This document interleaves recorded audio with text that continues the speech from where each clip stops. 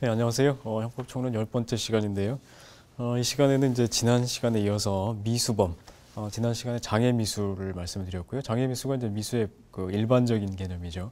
그래서 거기에 이어서 이번 시간에는 중지미수와 불능미수를 말씀드리고, 그 다음에 이제 공범론으로 넘어가서 공범 이론에 관해서 간단하게 살펴보도록 하겠습니다.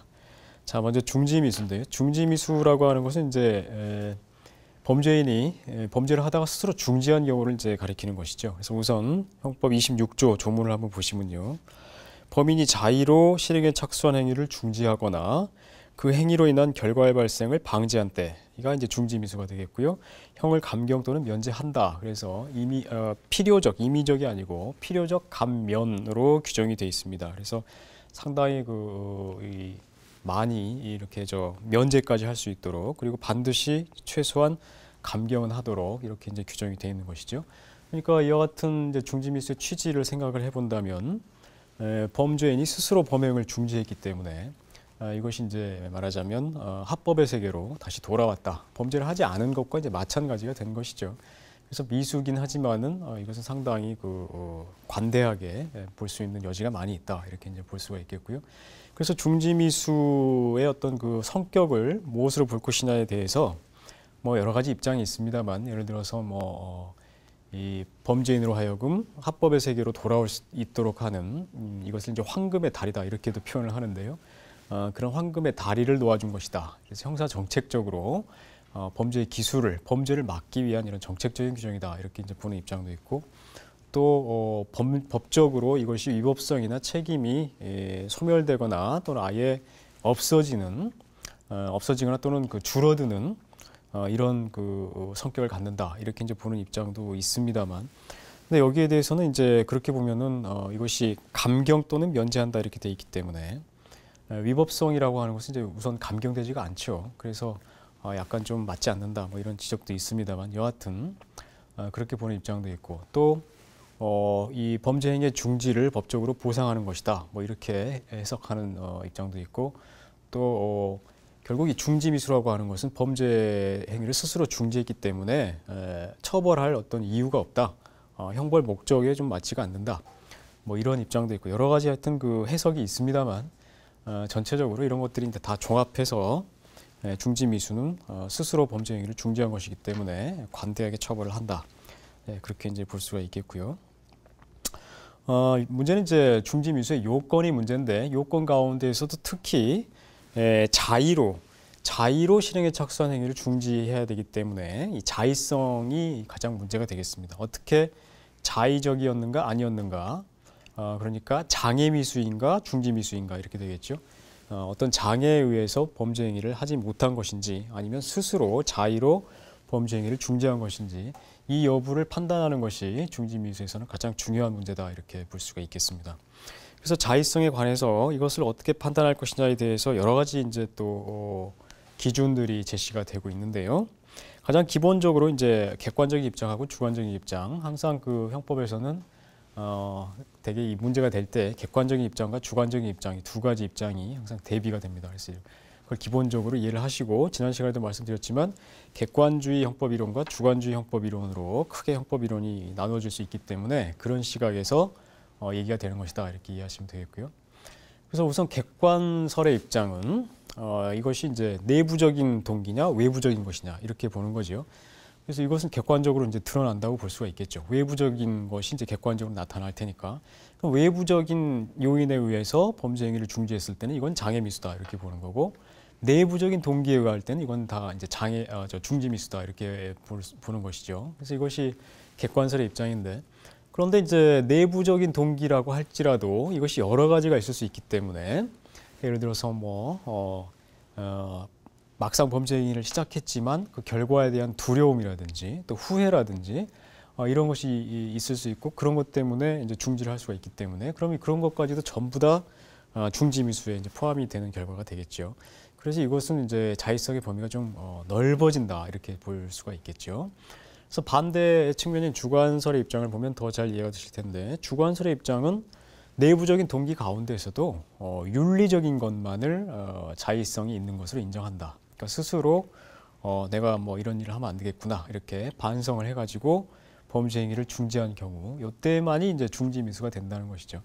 이렇게 보면 이제 가장 이 중지미수의 어떤 취지에는 충실할 수가 있겠습니다만, 자의성의 범위가 그만큼 이제 축소된다는 문제가 있겠죠. 윤리적인 경우에만 자의성이 인정이 되기 때문에 범위가 가장 축소된다, 이렇게 이제 볼 수가 있겠고요. 그래서 이제 그 절충적인 입장으로 할 수 있었는데 하지 않은 경우가 자의적이고, 하려고 했는데 할 수가 없었던 때는 장애미수다, 이렇게 보는 입장도 있는데요.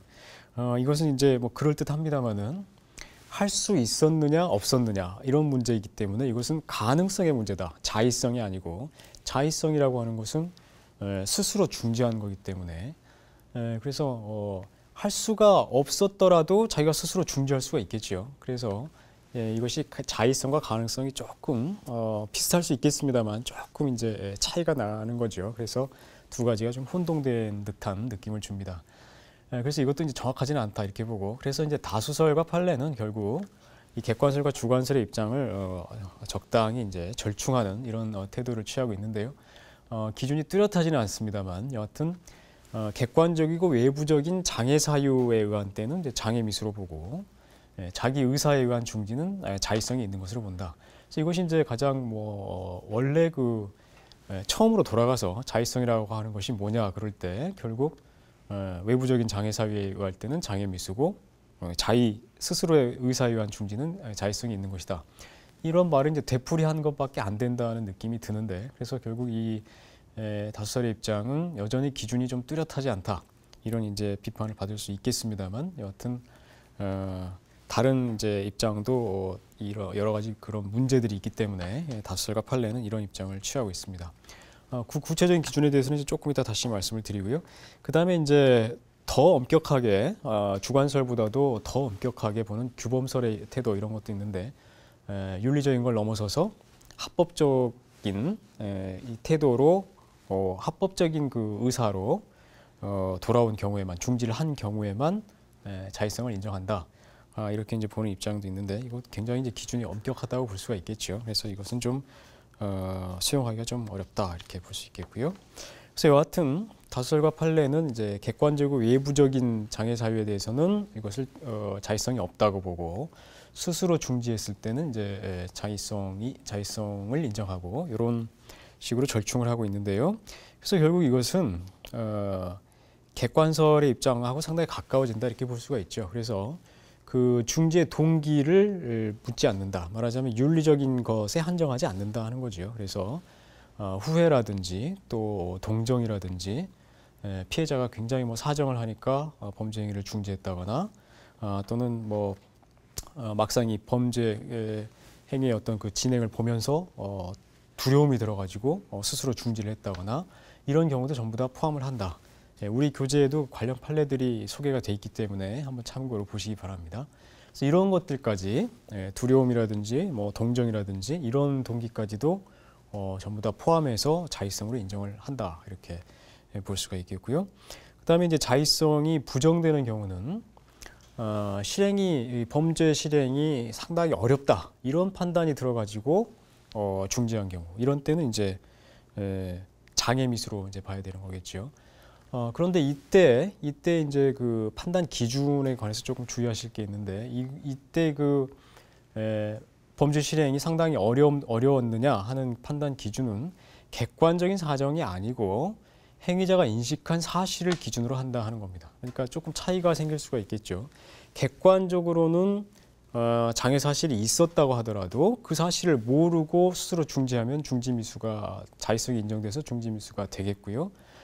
거꾸로 객관적인 장애 사실이 없었다 하더라도 스스로 장애 사실이 있다고 생각하고 범죄 행위를 중지했으면 이때는 자의성이 인정이 안 되겠죠. 장애 미수가 되겠죠.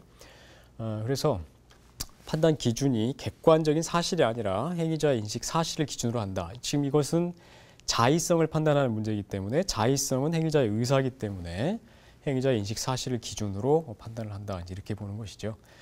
그래서 예컨대 수사관들이 잠복해 있다, 이런 경우라면 잠복해 있다는 사실을 모르고 만약에 잠복해 있다는 사실을 모르고 범행을 스스로 중지했다면 이때는 자의성이 인정될 수 있는 여지가 있겠죠.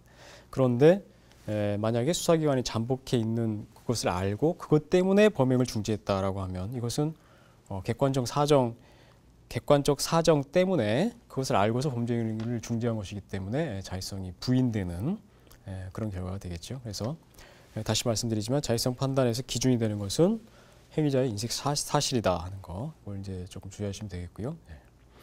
그 다음에 이제 이 중지미수에서는 착수미수와 실행미수 사이에 약간의 요건의 차이가 있습니다.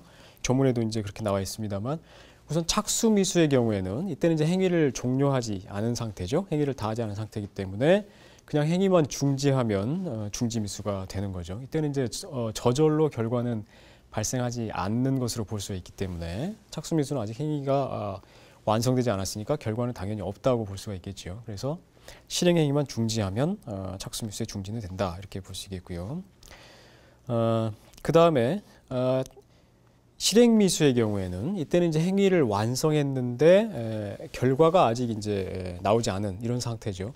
이때는 결과 발생을 방지하는 행위가 필요하다. 그래서 26조 조문에 보시면 그 뒤쪽 부분에 그 행위로 인한 결과의 발생을 방지한 때, 여기가 이제 해당이 되겠죠. 그래서 결과 발생을 방지하는 추가적인 행위가 있어야 된다, 이렇게 볼 수 있고요.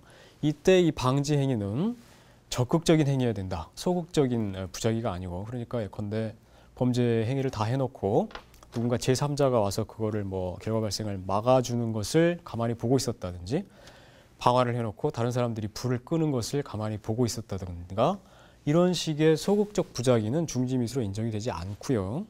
본인이 스스로 적극적으로 결과 발생을 방지해야 된다. 119에 신고를 해가지고 불을 껐다거나, 또는 뭐 살해 행위를 했으면 그 사람을 병원에 데리고 가서 치료를 했다거나, 이렇게 적극적인 행위를 해서 결과 발생을 막아야 합니다. 물론 본인이 직접 하지 않고 제3자를 통해서 뭐 119에 신고를 해가지고 소방관들을 불러서 불을 끄게 한다거나 이런 것도 가능합니다만은, 그러나 이것은 본인이 그 결과 발생의 방지에 아주 중요한 기여를, 적극적인 기여를 해야만 한다. 그래서 자신이 그 결과 발생을 방지했다, 이런 평가를 받을 수 있을 정도의 노력을 해야 된다, 이렇게 볼 수가 있겠고요. 그런 노력을 했음에도 불구하고 결과가 발생했을 때는 어떻게 하느냐. 이때는 중지미수가 성립하지 않는 것이죠. 예. 결과가 발생을 하게 되면 미수가 이미 성립되지가 않는 거죠. 기수범이 되는 거죠. 그래서 중지의 노력에도 불구하고 결과가 발생했을 때는 중지미수는 물론 성립이 안 되는 것이고, 미수 자체도 성립이 되지 않는다, 이렇게 볼 수가 있겠고요. 예컨대 그러니까 이제 이 사실 형법의 일반적인 이제 이론입니다만, 범죄가 성립한 이후에는 그것을 되돌릴 수가 없는 거죠. 기수범이 된 이후에는, 이미 이 결과가 발생한 이후에는 이것을 뭐 막았다든지 뭐 추후에 다른 노력을 했다고 해서 기수가 미수범이 되거나 범죄가 아닌 것이 되거나 이렇게 될 수는 없습니다. 그래서 예컨대 절도범이 물건을 훔친 다음에 그 물건을 되돌려준다고 해서 절도가 성립하지 않는 것은 아니죠. 그래서 이미 성립한 절도는 그대로 범죄 행위가 기수범으로